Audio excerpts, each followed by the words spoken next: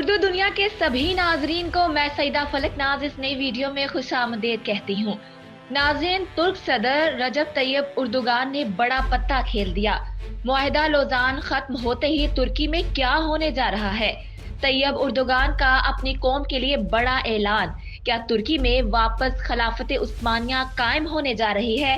یہ سب کچھ ہم آپ کو آج کی اس دلچسپ اور سنسنی خیز ویڈیو میں بتانے والے ہیں، لہٰذا ویڈیو کو آخر تک لازمی دیکھیے گا۔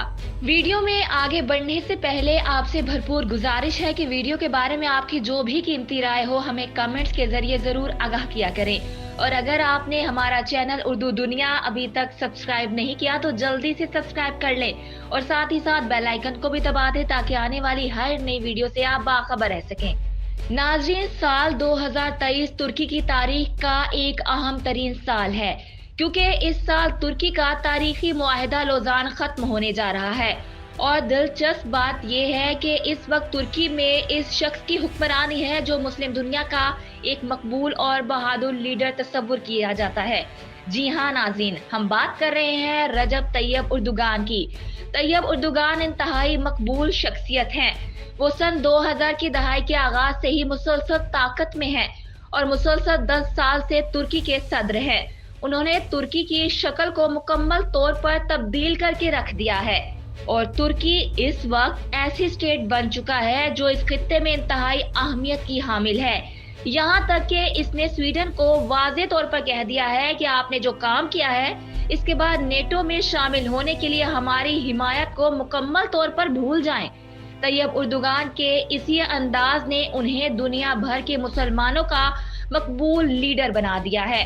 اور طیب اردوگان کا نیا مشن بھی سن لیں، جو کہ معاہدہ لوزان کے ختم ہوتے ہی شروع ہوگا۔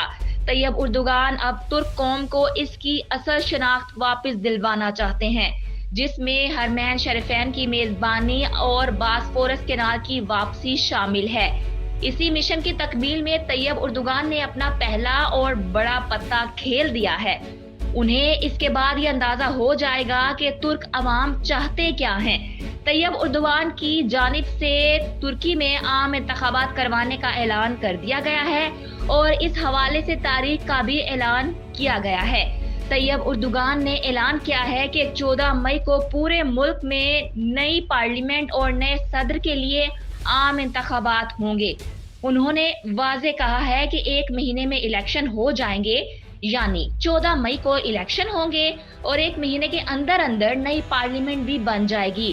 اس کے بعد پارلیمنٹ نے نئے صدر کا انتخاب کرے گی۔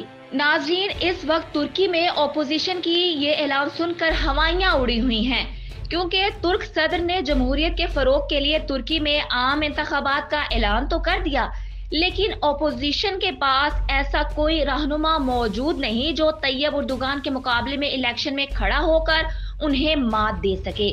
دوسری جانب اگر طیب اردوگان الیکشن میں کامیاب ہو کر بطور صدر ترکی کی کمان ایک بار پھر سنبھالتے ہیں تو ان کے لیے معاہدہ لوزان کے ختم ہونے کے بعد ترکی کو ترقی کی ایک نئی جہت سے متعارف کروانا آسان ہو جائے گا، جبکہ ترکی میں خلافت عثمانیہ کی واپسی کی راہ بھی ہموار ہو جائے گی، جو کہ معاہدہ لوزان کے تحت ختم کر دی گئی تھی۔ ناظرین، اگر آپ کو ہماری آج کی یہ ویڈیو پسند آئی ہے تو اسے شیئر کرنا، لائک کرنا اور چینل کو سبسکرائب کرنا نہ بھولیے گا۔ جزاک اللہ۔